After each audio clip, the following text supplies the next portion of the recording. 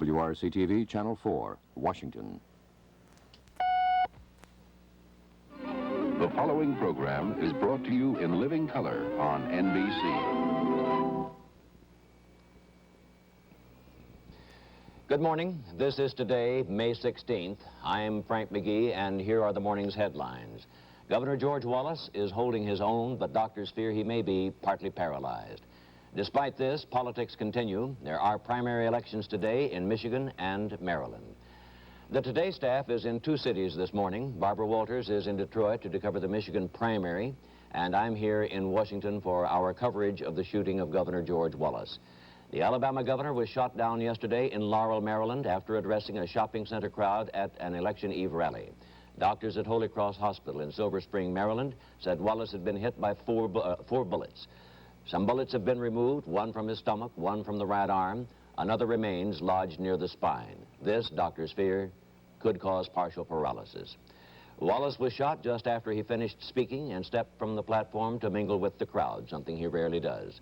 He was in great pain, said his wife, but he lay there very quietly. Three others were wounded, none seriously: a Secret Service agent, an Alabama state trooper, and a female campaign worker. A 21-year-old Milwaukee man, Arthur Bremer, is being held in the shooting, charged with 2 federal counts and 4 Maryland state counts. NBC News reporter Gordon Graham is standing by at Holy Cross Hospital in Silver Spring. A briefing on Governor Wallace's condition is expected shortly, so let's go there now. Gordon? Doctors say Governor Wallace should be well enough to leave Holy Cross Hospital in 5 to 10 days. By then, they will have determined if his paralysis will be a permanent condition and if the bullet lodged near his spinal column can be safely removed. Meanwhile, the governor's aides say his campaign will continue, and Mrs. Wallace will take up the burden of the campaign effort. She says they will be at the Democratic Convention in Miami. A briefing is now going on at a temporary press headquarters just down the road. We'll have the latest information on our next report. Gordon Graham, NBC News at Holy Cross Hospital in Maryland. Now back to Frank McGee in Washington. Reaction yesterday ranged from outrage to shock and sympathy. President Nixon telephoned Mrs. Wallace saying that he was praying for the governor's early recovery. Senator George McGovern said he was temporarily suspending his campaign for the Democratic presidential nomination, and Treasury Secretary John Connally called the shooting tragic and shocking. Here is the way the day went. It was a warm day, so Wallace, stepping from the platform, took off his coat and strolled into the crowd. This departure from his usual practice of swift exits could have been fatal.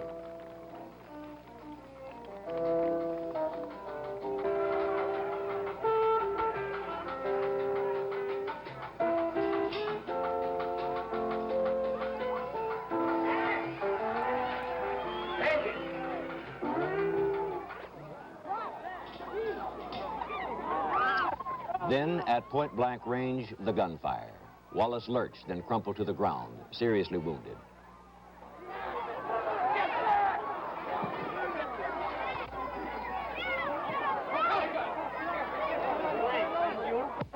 Arthur Bremer, knocked to the ground, was pummeled and kicked by onlookers and finally handcuffed. Get these people back, come on.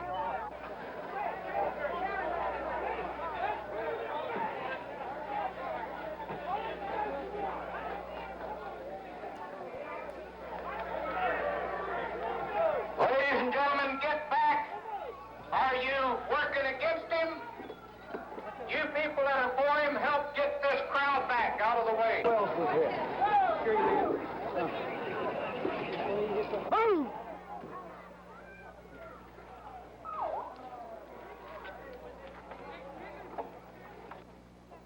Take the man to hide, Phil. I'll give him protection down there, okay? On the surface, there was nothing to indicate that Arthur Bremer could be a man of such violence. Quite by chance, NBC News cameraman Charles Feckerty filmed Bremer at an earlier rally, and Bremer seemed to typify a good deal of what is best in middle-class mid-America. From stylishly mod hair to sunglasses to neckerchief and jacket, to a button on that jacket which echoed one of Wallace's favorite sentiments, stand up for America. Reaction to the shooting has come in from all corners of the nation and from all walks of life. Here are three: Chicago Mayor Richard Daley, black activist Jesse Jackson, and Congresswoman Shirley Chisholm. Gives all of us something to think about. And the first thing I'm thinking about, why in the name of God the Congress of this United States and of these United States cannot pass a law abolishing the manufacturing of handguns and stopping them from coming in the country and the registration. There's something wrong when this happens. In the name of God, just imagine 14,000 guns confiscated in 1 year in a city, and this is all over the country. There's too many guns in the hands of people that shouldn't have them. And your life and mine and your wife and your mother and your kids' life are involved and in jeopardy. And it's about time we as Americans would bound together and say, it's fine to talk about all these things, but let's first proceed with what is the first thing to do, and that is to start to do something to outlaw a handgun. What's the purpose of a handgun? The only purpose of a handgun is to kill a human being. You can't hunt with them. We talk about taking the guns off the street, it becomes a great political issue. I think taking guns out of people's hands and stop this teaching people how to kill has to become an absolute. I don't think that's any longer a matter of debate. I think that it is just further evidence of how sick the nation is. More importantly than who killed George, or who shot George Wallace, or who shot Dr. King, or who shot the Kennedys, is what is it in the atmosphere that gives some people the feeling that they can kill an idea by killing a man. All of the candidates should have been afforded some kind of, protection in view of the nature of the country and the conditions of the country that causes such violence to erupt these one campaigns. It has nothing to do with percentage points. It has nothing to do with many of the cursory reasons that they give for not giving protection or for giving protection. It always takes a crisis. It always takes a tragedy. It always takes something of that nature to wake our country up to many things. This is what is so terribly sad about things in America.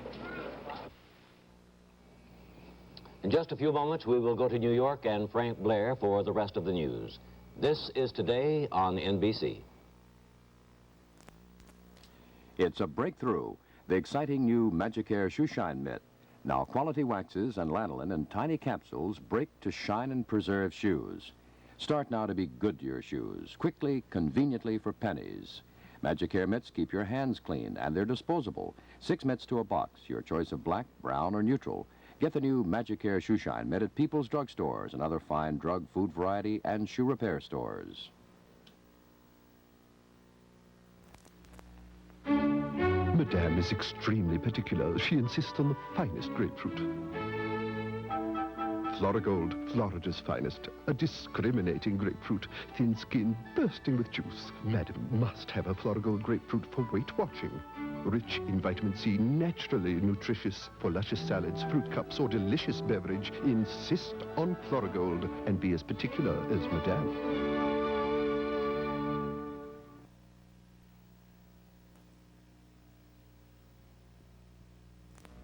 Uh-oh, a bread squeezer. She's going to squeeze us to see how fresh we are. She'll find out why people call us the fresh guys. First, they wrap us warm, then Wonder's Stay Fresh wrapper. That keeps the freshness in. And rushed warm into the bakery truck. Here she comes. Oh, that's smart. Wonder helps build strong bodies 12 ways, and one squeeze tells you why people call us the fresh guys. Woo! Landover Mall, you love it all.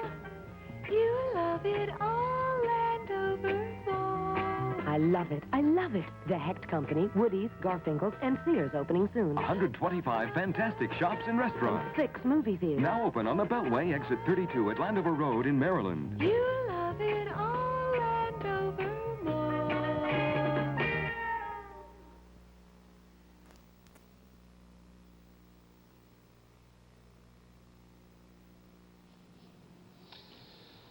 The news from around the world, the American command in Saigon said today U.S. warplanes have destroyed a large part of the North Vietnamese Air Defense Headquarters in Hanoi. The announcement also reported the aerial attackers cut the main pipeline carrying fuel from North Vietnam to troops in the demilitarized zone and communist-held areas of Quang Tri province.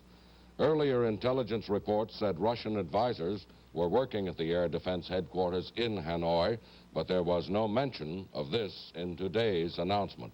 The U.S. command also announced today that American B-52s dumped more than 700 tons of explosives on communist positions near Kontum, which long has been under attack. The U.S. command's report on air operations said more than 1,800 strikes had been flown against rail lines, rail yards, bridges, airfields, port facilities, warehouses, anti-aircraft missile sites, fuel depots, and other targets inside North Vietnam since May 8th, when President Nixon ordered the air campaign intensified. The main weapons used in this new war is the 500-pound bomb. About 75% of the missions flown in Vietnam use this weapon. These days, the Air Force, Navy, and Marines are flying up to 300 missions a day over the north and nearly as many in the south. Another key weapon in the American arsenal is the rocket. There are many types. These are phosphorus rockets used to mark targets for the pilots. Other kinds are used to hit troop concentrations if the enemy makes the mistake of being caught out in the open. The men who fly these planes are the frontline fighters for the United States today. They carry the war to North Vietnam and pound enemy positions in the south in an effort to take pressure off the South Vietnamese on the ground. In spite of all this effort, the North Vietnamese still manage to get supplies through. It is just not possible to knock out every truck and convoy heading south or to silence every artillery position shelling South Vietnamese bases. Attacks from the air can slow the enemy down. We're interrupting the regular news because doctors at Holy Cross Hospital in Silver Spring, Maryland are about to present a briefing on the condition of Alabama Governor George Wallace. Shown all signs favorable from his surgery. His blood pressure is stable, normal, and there has been no further evidence of any problems such as bleeding. Period.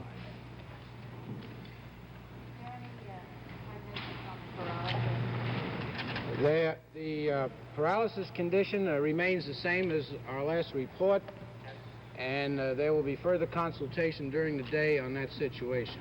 Is there any decision on whether or not further operations will be needed? Not at the present time. There's no decision on any further surgery at this time. I understand the surgery was temporarily halted last night while there was some rethinking done. Is that correct? Could you fill us in on that? Well, with medical judgment, it was felt at that time that no further surgery was necessary. There was no stop and start.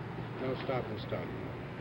Doctor, do you mean you give us 8 pints. 8 pints? Do you mean you might leave that bullet pressing against the spinal column? That will be up to the neurosurgeons. How many bullets in all were there? There were 4 to 5 bullet wounds, but how many bullets? The best judgment at this time is that it was between 4 or 5 bullets which struck him. How many bullets did you actually find in his body? There were 2 bullets in his body. 1 was removed. Doctor, what will happen today? What's going to Today we are going to take care of him as a normal convalescence after a bullet wound surgery. Are there any changes, Doctor, from the 2 a.m. report? He looks much better. Oh, yes. What internal organs were penetrated, Doctor? The stomach. Doctor, you said he's in satisfactory condition, yet last night you said critical, but you feel he's in satisfactory condition? I think it's wise to keep any patient with this magnitude of injury on the critical list. No, you say he's still in critical condition. As he's still on the critical list. Nobody's completely out of danger with this type of injury for several days. He is in good spirits. Yes. He says it hurts, and he's feeling fine. I'd like to introduce Dr. Herman Magazzini, our cardiologist from the hospital. He's been in attendance since the governor was brought to Doctors the at Holy emergency Cross room, Hospital in Silver Spring, taking care of Maryland, the attending problems Governor George which, Wallace, briefing certainly reporters on his surgically. present condition. Dr. Magazzini. M-A-G-A-N-Z-I-N-I, Magazzini. Really, medically, the governor has done remarkably well. He has had no complications. His electrocardiogram, his blood pressure, his chest, in every possible respect, has remained normal, not only throughout the surgery, but throughout the night, during the time we've been monitoring his vital signs. Certainly medically and cardiovascularly speaking, he's in excellent condition and has maintained such. Would you say, Doctor, that he's holding up better than any other normal patient with problems? He's a very vigorous patient and has a very fine cardiovascular system, and he's doing remarkably well considering the magnitude of his injuries. Would you explain exactly why that last bullet is not removed? I'm afraid that's a surgical problem. Dr. Shano, could you explain that for us, Dr. Shano? In the way of a prognosis at this point, even if it's tentative. I think the governor is going to make a recovery. Now, what disability he has as a result of these wounds is difficult to evaluate at this time. We're all very optimistic at this point. When will you be deciding about whether... And that is the condition of Governor George Wallace at this moment. This is Today on NBC.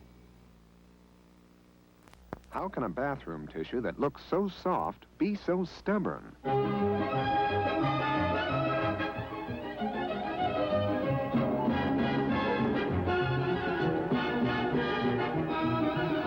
Meet Softweave, the soft bathroom tissue with its own self-starter.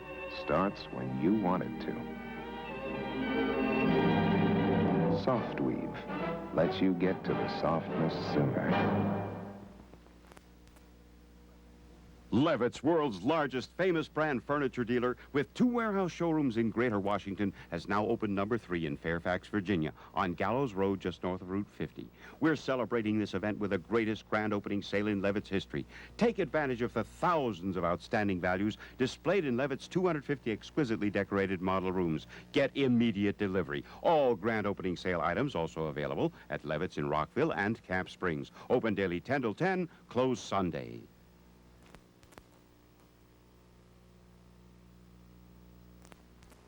Today, let's make chicken noodle soup with tender chicken, egg noodles, vegetables, and herbs. How long will it take? Just 8 seconds.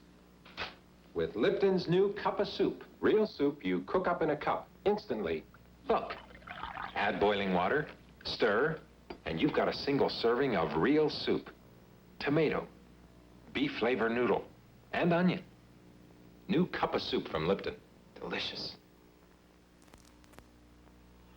The better you breathe, the better you feel. Nature has a way of cleaning bad odors out of the air, so the air always smells fresh and clean. That's what Airwick is all about. It works continuously to clean bad odors out of the air, so breathing is a little nicer, and you feel better anywhere in your home. Airwick, the original air freshener. It's like nature in a bottle.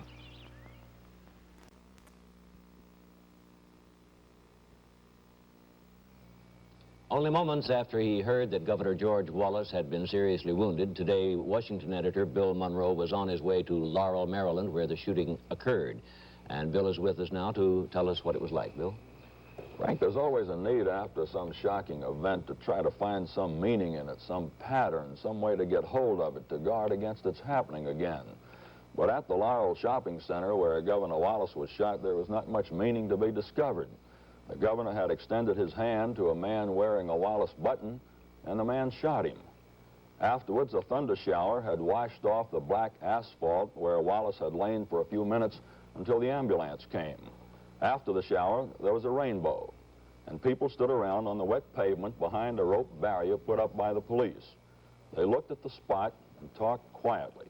One man snapped a picture of his family with the shooting scene in the background. A carpenter wearing a blue hard hat with a Wallace sticker on it said he had heard the shots.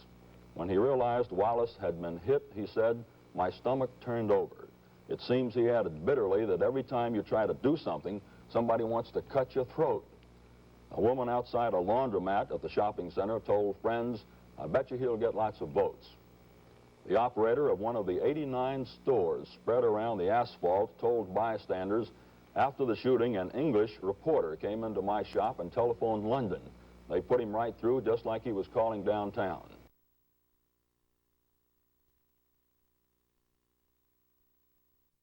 Some of them were kicking him. It may well turn out there is no more meaning to the shooting of Governor Wallace than there was to the shootings of John Kennedy, Martin Luther King, and Robert Kennedy. Some of the horror of yesterday's violence, in fact, came across when a woman radio reporter at the scene, watching Governor Wallace lying stricken on the pavement, said into her microphone, "The president is lying on the ground." She did not correct herself, apparently not realizing that the shock of Laurel, Maryland, 1972, had evoked the shock of Dallas, 1963. Maybe there is no neat solution to be found in the pattern of American politics or in the American pattern of guns and violence to the problem of security for public figures. Maybe American leaders must now quit shaking hands, quit appearing in public before unscreened crowds if the nation's history is not to be distorted every few years by the bullets of the insane. Maybe it has come down to that sad necessity. It would indeed be sad if it became a necessity. A great deal would go out of the democratic process, and it would hang forever, some kind of a shadow across the American spirit, it seems to me, if a man can't. It's so obvious. Everything one feels about the situation like this, you feel like it's obvious and banal to even express such a view, but if a man can't stand up and say what his convictions are without taking the very real chance of having himself killed, well then, where are we? Well, those questions are easier asked than answered, I suppose. Bill, there was an indication yesterday that at other stops in Maryland, the governor had encountered more hostility than he normally encounters in Maryland, a state that by and large has been quite friendly to him. Have those reports been exaggerated, or are they substantiated, or what did you find? At a stop before the governor went to this speech-making affair, not many miles away in Maryland at another shopping center, the character of the crowd, for reasons I don't think anybody can explain, was quite different. There was some heckling. A tomato had been thrown at the governor. The whole scene was a little bit tense. On the other hand, at the Laurel shopping center where this happened, everything was quite peaceful and everything was quite relaxed, and the governor probably went into the crowd there partly because he had a feeling that there's no hostility here that I can sense. I understand that he's made it a general practice to consult with his security people at the scene and see whether they and his own judgment tells him it's advisable to mix with the crowd and shake hands as is traditionally done. And I would certainly assume that this is what they did yesterday and judged it to be safe with the... I feel a little sorry for the Secret Service. I'm sure the Secret Service feels terrible about what happened and feels that somehow they may have let down. On the other hand, they must have this feeling that they wish, although I don't believe they've ever said it, that they wish no candidate would ever go into the crowd to shake hands. And yet they sense that these politicians feel they have a need to do this, and perhaps they do politically. Perhaps the political scene forces the politician to do this. Thank you, Bill. A station break.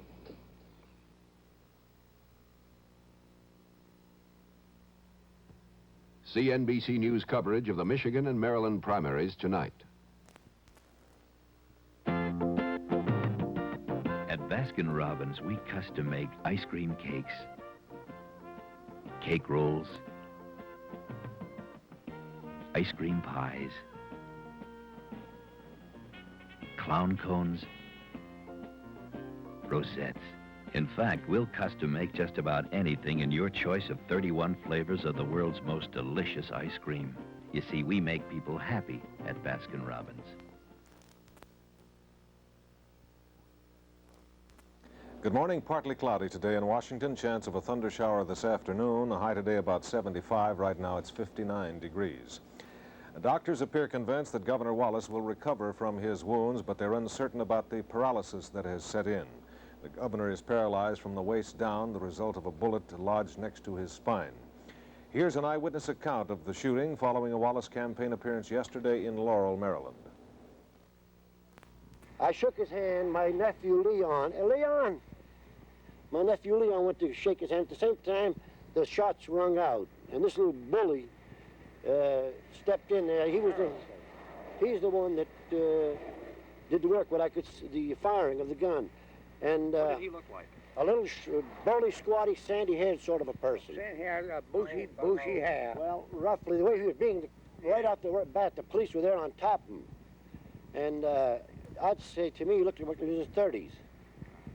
Did he say anything? No, the police tried to fight with the police.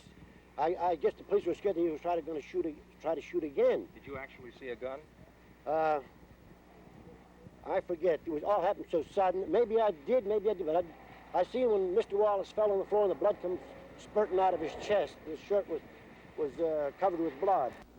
The man charged with the shooting of Governor Wallace is identified as Arthur Bremer, 21, of Milwaukee, Wisconsin. He's being held in Baltimore on $200,000 bond for a hearing at 10 o'clock this morning. 4 other persons were hit in the shooting following a Wallace campaign appearance in Laurel. Secret Service agent Nicholas Zarvos is reported in good condition from a neck wound.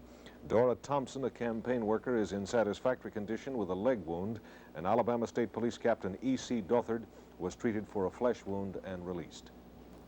This is News 4 Washington Today with Don Doak, brought to you by Pepco, dedicated to service to the community. When you save electricity, you save money, and little things add up. For example, when your air conditioning or heating system's on, keep your doors and windows closed.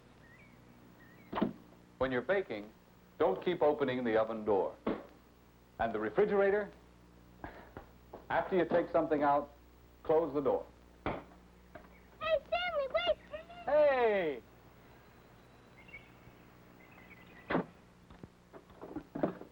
Turning things off when you're not using them helps too. Like lights. Well, somebody's been listening. A room nobody's in and the lights are out.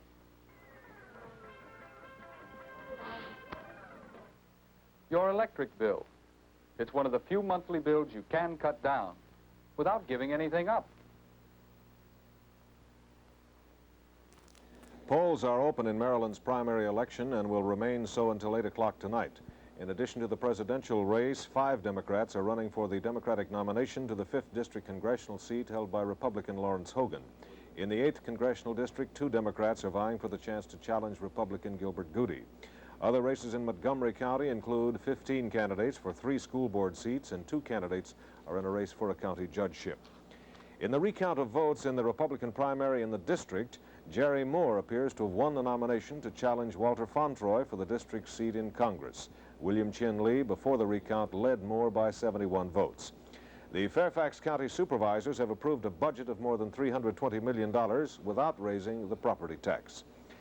Partly cloudy today and tonight in Washington with a chance of a thunder shower this afternoon, a high today in the mid-70s, low tonight in the middle 50s. Tomorrow fair with a high about 75. The chance of rain, 40% today and 20% tonight and tomorrow. Right now, winds are out of the southwest at 3 miles an hour, the barometer 29.83 inches, the relative humidity 93%, and the present temperature in Washington 59 degrees. This is Don Doak. In a moment, back to Today in New York.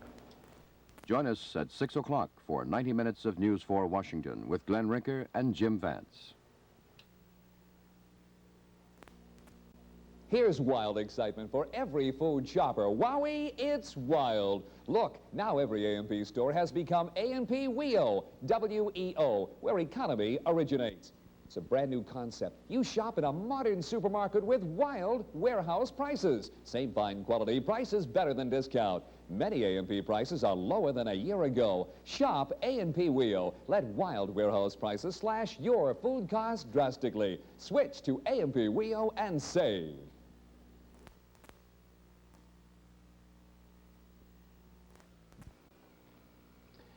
Good morning. As we begin the second half of this special report on the shooting of Governor George Wallace of Alabama. The governor is holding his own after being struck by 4 or 5 bullets yesterday. He was shot after making a last-minute campaign speech in Laurel, Maryland, about 15 miles northeast of Washington, D.C. The doctors who operated on Governor Wallace have issued a morning statement giving his condition. The governor has spent a very quiet and peaceful night and morning. His condition is satisfactory. He is now in the intensive care unit at Holy Cross Hospital and has shown all signs favorable from his surgery. His blood pressure is stable, normal, and there has been no further evidence of any problems such as bleeding. Period.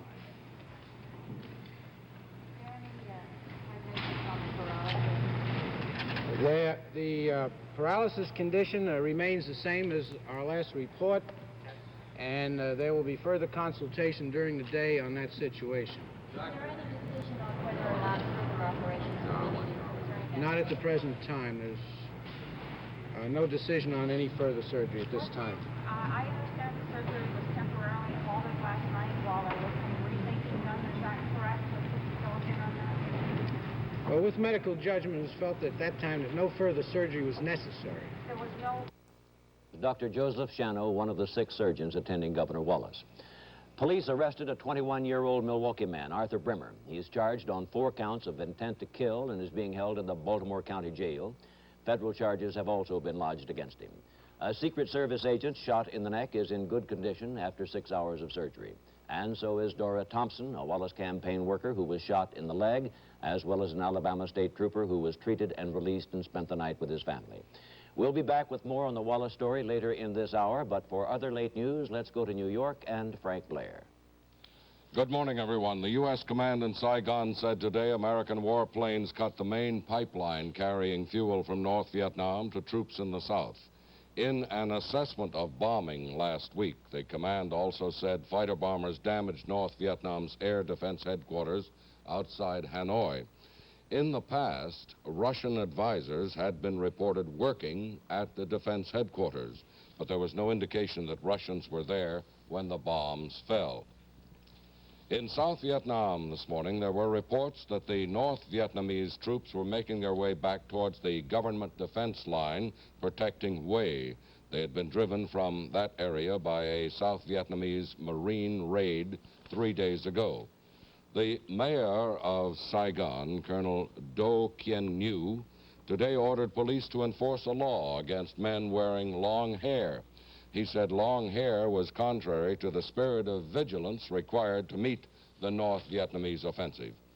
The price of gold rose to a record high of $54.50 an ounce on the London market today. There's been heavy buying of gold since President Nixon announced the mining of North Vietnam's harbors. In Paris, North Vietnam and the Viet Cong demanded today that the Paris peace talks resume Thursday. The Allied side suspended the talks on May the 4th.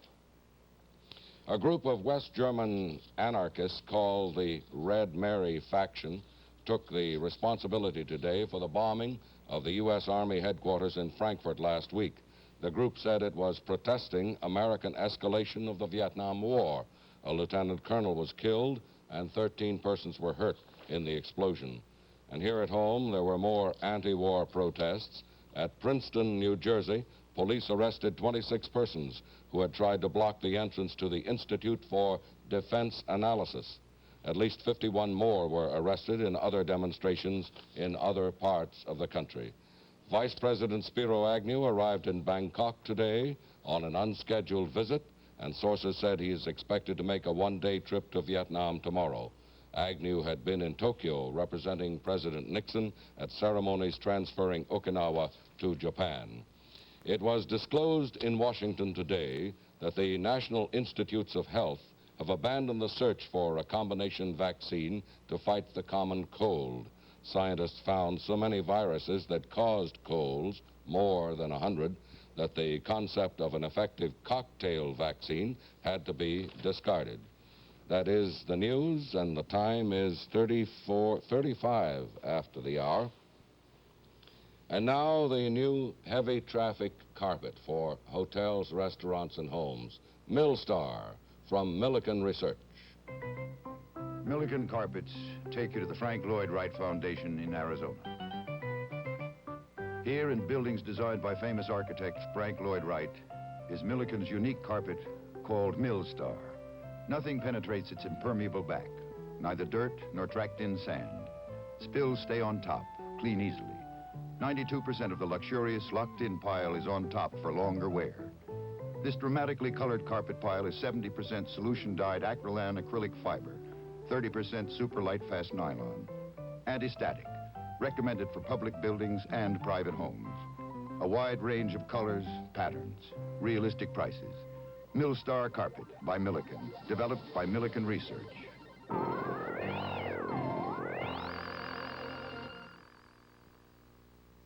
At fine stores everywhere.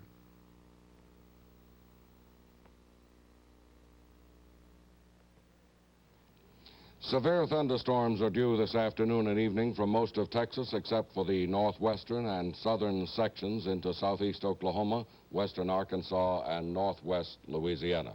Rain is due again today across upper New England. Showers and thunder showers are likely from New York and Pennsylvania into Ohio, eastern West Virginia, and Maryland. The southeastern states will be fair and mild, but with thunder showers in Florida. Some locally heavy rains are possible in the Florida thunder shower areas. The Midwest and the Mississippi Valley will be fair and warm. The Plain States are becoming exceptionally warm, with near 90-degree readings due this afternoon. The Southwest will hold fair and warm today. Cooler, showery weather is moving in across the northwestern states. And the temperature map for this afternoon shows a wedge of much above normal 80 and 90-degree temperatures building up into the center of the nation. The Midwest and the East will be in the 70s and 60s, the northwestern states in the 50s, 60s, and 70s. Time is 37.5 after the hour, and we'll be back after this message. Here's Barbara on tape. You know, it is lovely for women's hair to be soft, and therefore, you've probably never liked the hairsprays that can make hair stiff. Well, Protein 21 hairspray is designed to make hair not nearly as stiff. So how well can it hold? Beautifully. Because Protein 21 holds not just by sticking the top hairs together, but by reaching down and giving body to individual hair shafts. Protein 21 holds with body, so you can have hair that looks and feels the way you want it to. A bright holiday in Georgia begins at one of our family fun centers, followed by sports, Major League all the way. And when the sun goes down, come out and play. For information, write Georgia Holiday, Box 1000, Atlanta 30301.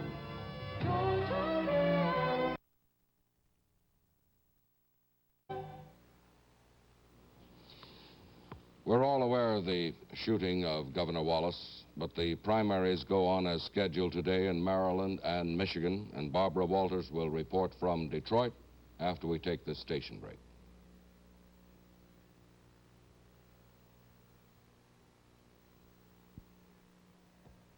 CNBC News coverage of the Michigan and Maryland primaries tonight. Bye, kids. Well, another day starts. And another roll ends. Glad I dropped by. Here, take this. Scott tissue? A full 1,000 sheets on the roll. You don't replace it so often. It's like getting a roll and a half of any other leading brand. 1,000 sheets? That's a lot of sheets. That's a lot of kids. Scott tissue. It's like getting a roll and a half. You don't replace it so often. Scott tissue.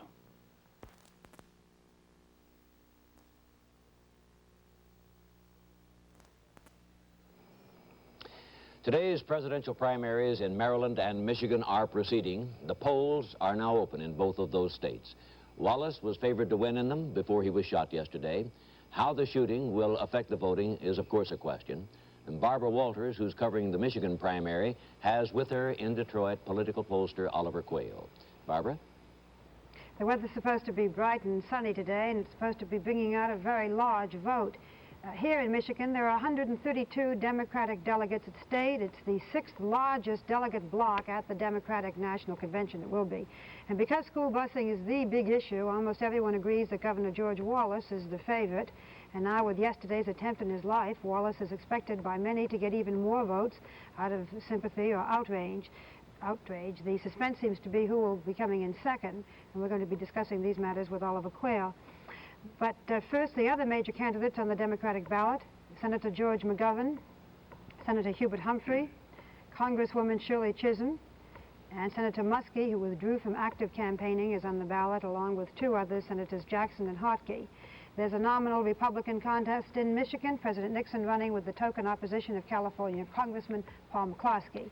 In Maryland today, the Democrats are going after 53 delegates, and the major names are the same as in Michigan: Wallace, McGovern, Humphrey, again, Mrs. Chisholm, Senator Muskie, and 6 others, and Wallace is predicted by many to be the big winner in Maryland as well. Maryland Republicans can choose among President Nixon, Congressman McCloskey, and Representative John Ashbrook of Ohio. Right now here in Detroit, we want to discuss these races with pollster Oliver Quayle, especially the question of what yesterday's shooting of Governor Wallace means politically to the governor's chances in today's 2 primaries.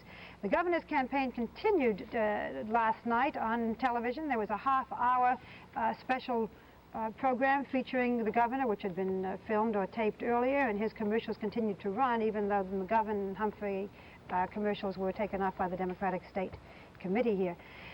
Now, Mr. Quayle, do you have any way of knowing at this point how the shooting of Governor Wallace will affect the vote? No, I don't really know, Barbara, but I have a clue. Just by good fortune, we were doing a last-minute telephone poll Sunday night and last night. And we completed about 75% of our interviews on Sunday night, but we completed another 25% last night after the shooting had taken place. And then late last night, we compared the two, and we found that Wallace had indeed come on by about 9 or 10 points, and that Senator McGovern had slipped 9 or 10 points. Now, I want to make it clear that this poll isn't saying that Wallace is going to win or lose, or McGovern's going to win or lose, or Humphrey's going to win or lose. I would even disagree with you a little bit that Wallace is the front runner. I think it's a very close race between the 3. But I'm quoting statements having been made by newspapers and other. Well, it's not my opinion. Okay. If you're going to deny it, I'm going to deny it. All right.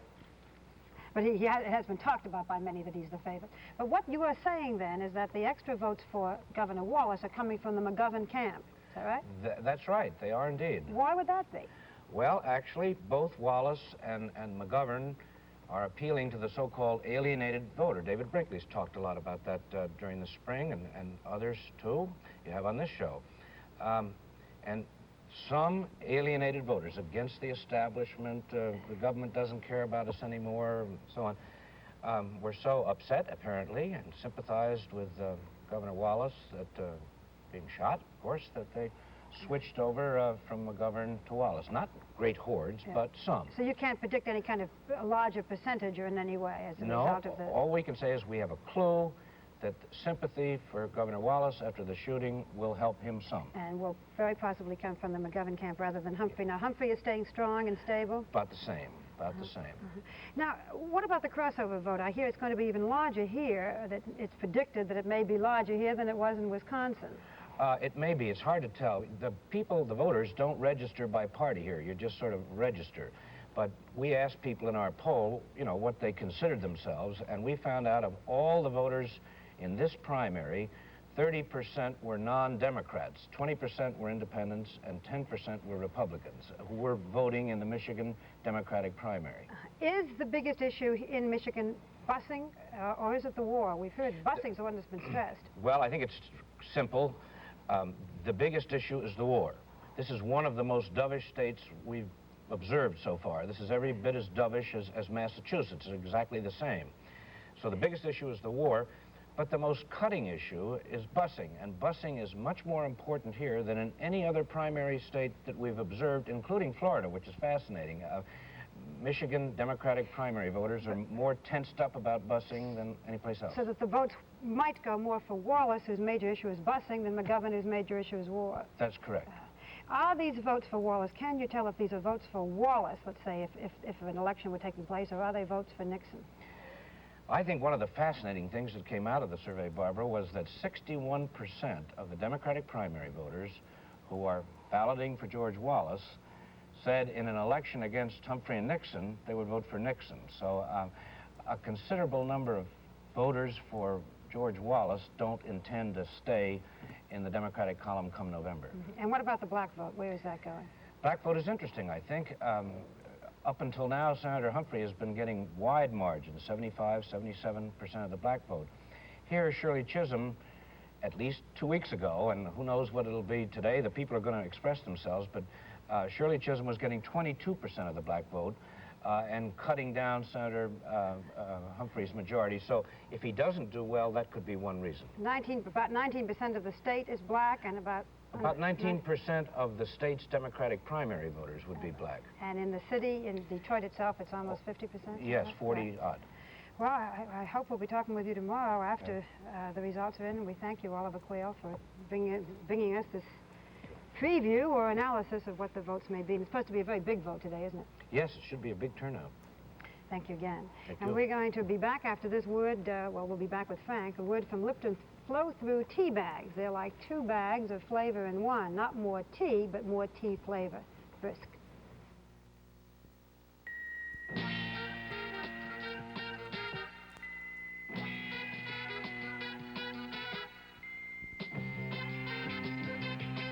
When Lipton blows the whistle, you're gonna have some great iced tea. Listen to the Lipton whistle. Brisk, brisk, brisk. Lipton tea. Lipton flow-through tea bags. Like 2 bags of flavor in one.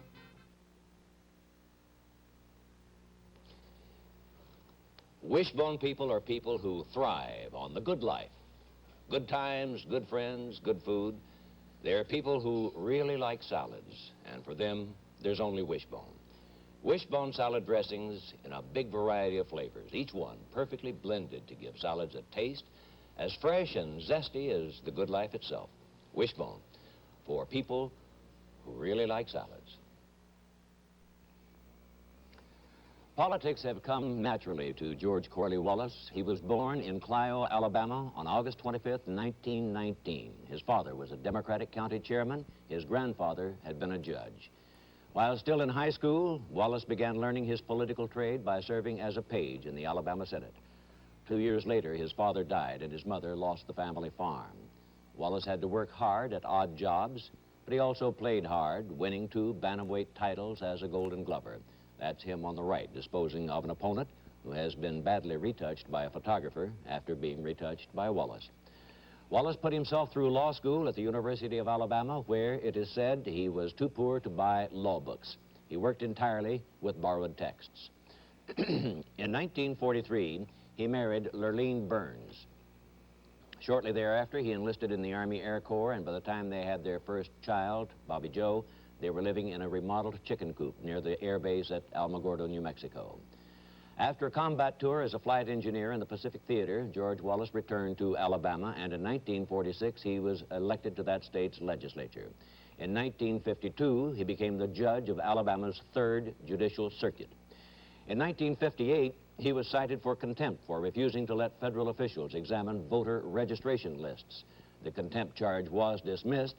Wallace said it was because he knew how to stand up to the federal government. But the U.S. District Court Judge, Frank M. Johnson, Jr., said Wallace had really made the disputed records available to the government by subterfuge. Wallace was defeated in a bid for governor in 1958, but 4 years later, when the family posed for this picture, Wallace was on his way to winning the governor's race. In 1963, in a doorway of the University of Alabama, Wallace made a brief, symbolic stand against the integration of black students. Here is a portion of his statement. I stand here today as governor of this sovereign state and refuse to wittingly submit to the illegal usurpation of power by the central government. I claim today for all the people of the state of Alabama those rights reserved to them under the Constitution of the United States. Among those powers so reserved and claimed is the right of state authority in the operation of the public schools, colleges, and universities. Denied a second term as governor because of an Alabama law, Wallace first tried to get that law changed and then had his wife nominated and elected in his place. So help me God. So help me God. And while my husband continues the fight on the national scene, I shall do all within my power to continue to give you good state government. So as we call upon the courage that is our inheritance, we will continue the policies and programs and great progress we are enjoying today without sacrificing principle or losing sight of our goal. In 1968, in a campaign marked by heckling, Wallace took 5 states as an independent candidate for president. This year, Wallace was back. So were the hecklers, and this was his reaction.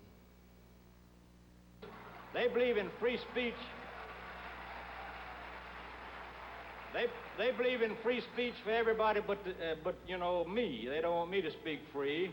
They're the folks who want to use 4-letter words, you know.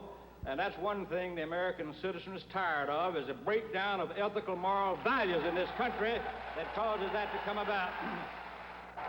In a news conference earlier this year, Wallace outlined his political philosophy and assessed what it would take to win. You might say that from now on my slogan's fed up, big government, leave us alone. Just say fed up. That's right, they are fed up. I can envision them nominating me or maybe being blown into oblivion, because if they nominate somebody with all the principles of disarming, giving away money to folks that won't work, foreign aid, busing little school children, they're not going to be elected. That, in brief, has been the career of George Wallace. There's one further personal note. The first Mrs. Wallace died in 1968. Wallace has 4 children, all by his first marriage. Last year, the governor married the former Cornelius Snively. She was with the governor yesterday when a sudden burst of gunfire cut him down. Also with him were Billy Joe Camp, the governor's press secretary, and George Mangum, his advance man. They were eyewitnesses. Later, in the rifle range of a boys' club in Silver Spring, Maryland, they told NBC News correspondent Paul Duke just what had happened.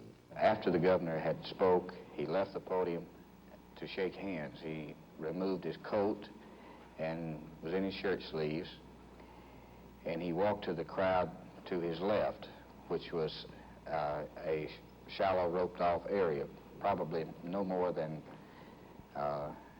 12 to 15 feet of people on the front there. And as he came that way, a gentleman approached me and said he had someone he would like for the governor to meet, and I walked away to meet this person and try to arrange the meeting as he desired it, and had probably got some 20 feet, 25 feet away from the governor when I heard sounds which almost immediately I recognized as gunfire. Then I did smell gunpowder in the area, and I turned immediately, and the crowd was scrambling around, and I saw that the governor was on the ground, and also Captain Dothard, the Alabama State Troopers, his chief security man. I rushed over, and at that time the governor was conscious. He was obviously hit several times. I couldn't distinguish how many at that time. I saw the gray puffs of smoke, and I was horrified. I didn't even want to entertain the thought that this had been gunfire. But then, of course, when I saw the governor fall back, and then almost simultaneously, one of the Secret Service men who were adjacent to him reached up and grabbed his throat and kind of turned and fell. And then Captain Dothard fell, and I still wasn't sure. And I rushed over there as quick as I could to see if they had been hit. And immediately when I got to the governor, I saw blood all over his arm, and I knew at least he had a flesh wound anyhow. This was before his wound had been ascertained either there on the scene. Mrs. Wallace was in the area, and she put herself over the governor. To protect him? And yes, she did have, she was concerned about his safety, maybe being shot again, and someone asked her to get up, and she said, no, I'm afraid they'll shoot him again. And she was protecting him, in especially his head area at that time. Of course, she was talking to him at the same time. And I could not distinguish if he was talking back at that time or not, but his eyes were alert, and he was looking at her. Now, the governor had taken some precautions, some security precautions. As far as security measures, yesterday in the shopping center at Laurel, we feel that we had everything that could possibly have been arranged as far as security. People were on the rooftops. They were in the normal positions. He had a number of them with him. Well, he had also used a bulletproof podium for quite a while, hadn't he? And this obviously was some measure of precaution. This had been used, you know, during the entire 68 campaign. This was built for the 68 campaign. And ironically, just this morning, before the Wheaton rally, they had one of the hinges broken. Wheaton, Maryland, yes. One of the hinges was broken, and they had taken and have it welded this morning. We'll be back after this message. When you hear the words wholesome natural food bulk, do you think it sounds like something heavy, tasteless? Then you're not thinking Kellogg's original all-bran or bran buds. Tasty cereals made from golden wheat bran. They're a good source of B vitamins and an excellent source of food bulk in the diet, lack of which may sometimes contribute to irregularity. So for a tasty way to get the benefits of bran, think Kellogg's all-bran or bran buds. That's good thinking. Now here's a word about another fine product from Kellogg's. I'm Tom Harmon, giving my son a workout. Sensible exercise like this helps me stay on the young side, along with sensible eating, like